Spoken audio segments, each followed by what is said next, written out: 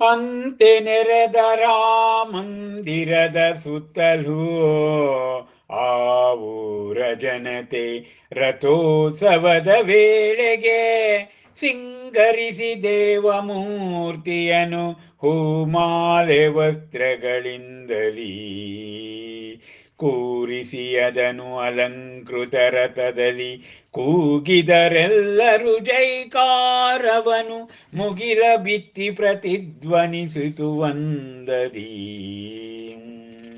ಇಂತೂ ಕೂಗುತ್ತ ಎಳೆಯುತ್ತಿರಲವರು ರಥವನ್ನು ಮುಂದಕ್ಕೆ ಸಾಗಿತಾ ರಥವು ನೇರವಾಗಿ ಊರಾಚೆಗೆ ಸರಾಗದಲ್ಲಿ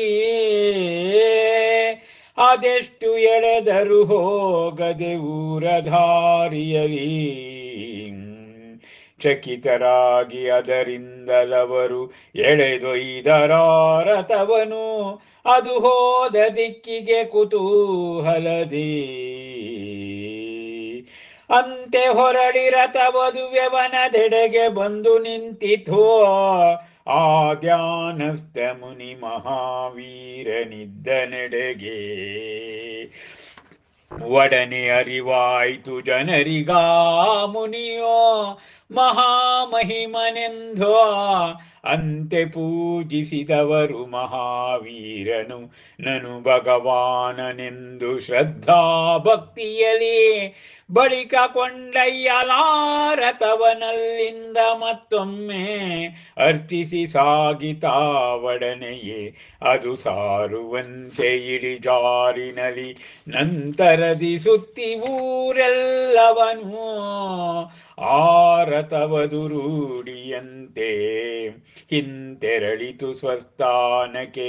ಅಂತೆಯೇ ಕೊಂಡಾಡಿದರು ಮಹಾಮುನಿಯವನ ಮಹಿಮೆಯನು ಜನರು ಸಂತಸ ಸಡಗರದಿ. ಮಹಾವೀರ ಮಹಾದರ್ಶನದ ಸೋಪಾನ 19 ಶ್ರೀ ಕೇವಲ ಜ್ಞಾನ ಕಲ್ಯಾಣ ಸಂಪುಟದಲ್ಲಿ ಭಕ್ತಿರಸದ ಹುಚ್ಚುಹೊಳೆಯನ್ನ ಇಲ್ಲಿ ಹರಿಸಿದ್ದಾರಂತೆ. ಆ ಶ್ರಾವಸ್ತಿ ನಗರದ ಜನ ರಥವನ್ನು ಎಳೆಯಲು ಹೊಸ ಬಟ್ಟೆಗಳನ್ನು ಧರಿಸಿ ಹರ್ಷದೊಡುಗೆಯನ್ನ ಧರಿಸಿ ಹರ್ಷಚಿತ್ತರಾಗಿ ಎಳಿಲಿಕ್ಕೆ ಪ್ರಯತ್ನ ಮಾಡ್ತಾ ಇದ್ದಾರೆ. ದೇವಮೂರ್ತಿಯನ್ನು ಸಿಂಗಾರ ಮಾಡಿ ಹೂಮಾಲೆ ವಸ್ತ್ರಗಳಿಂದ ಅಲಂಕಾರ ಮಾಡಿ ರಥದಲ್ಲಿ ಆ ಸ್ಕಂದನನ್ನ ಕೂರಿಸಿ ಮುಗಿಲೆತ್ತರಕ್ಕೆ ಕೂಗುವ ಹಾಗೆ ಜೈಕಾರ ಹಾಕ್ತಾ ಇದ್ದಾರೆ. ಹೀಗೆ ಕೂಗುತ್ತಾ ರಥವನ್ನು ಎಳಿತಾ ಇದ್ದಾರೆ. ಆ ರಥ ಮುಂದಕ್ಕೆ ಸಾಗಿತಂತೆ ರಥ. ಆದ್ರೆ ರಥ ನೇರವಾಗಿ ಊರ ಆಚೆಗೆ, ಊರಿನ ಒಳಗಡೆ ಬರ್ದಿದೆ ರಥ, ಅದು ಊರಿನ ಆಚೆಗೆ ಸರಾಗದಲ್ಲಿ ಅದು ಹೊರಟೋಯ್ತಂತೆ ಊರ ದಾರಿ. ಅವರಿಗೆಲ್ಲ ಆಶ್ಚರ್ಯ ಆಯ್ತು. ಊರೊಳಗೆ ರಥ ಹೋಗ್ಬೇಕು ಆದ್ರೆ ಬರ್ತಾ ಇಲ್ಲ ಅಂತೇಳಿ ಆ ರಥ ತನಗೆ ತಾನೇ ಅದು ಊರಿನ ಹೊರಭಾಗದಲ್ಲಿ ಇರ್ತಕ್ಕಂಥ ವನದ ಕಡೆಗೆ ಬಂತಂತೆ, ಅಲ್ಲಿ ಧ್ಯಾನಸ್ಥರಾಗಿರ್ತಕ್ಕಂಥ ಮಹಾವೀರ ಮುನಿಯ ಕಡೆ. ಆಗ ಜನರಿಗೆ ಅರಿವಾಯ್ತು, ಓಹೋ ಇವನು ಮುನಿ ಮಹಾಮಹಿಮ, ಇವನು ಭಗವಾನರ ಪ್ರತೀಕ ಇವರು ಅಂತ ಹೇಳಿ ಶ್ರದ್ಧಾಭಕ್ತಿಯಿಂದ ಅವರಿಗೆ ನಮಸ್ಕಾರವನ್ನ ಮುನಿಭಕ್ತಿಯನ್ನು ಮಾಡ್ತಾರಂತೆ.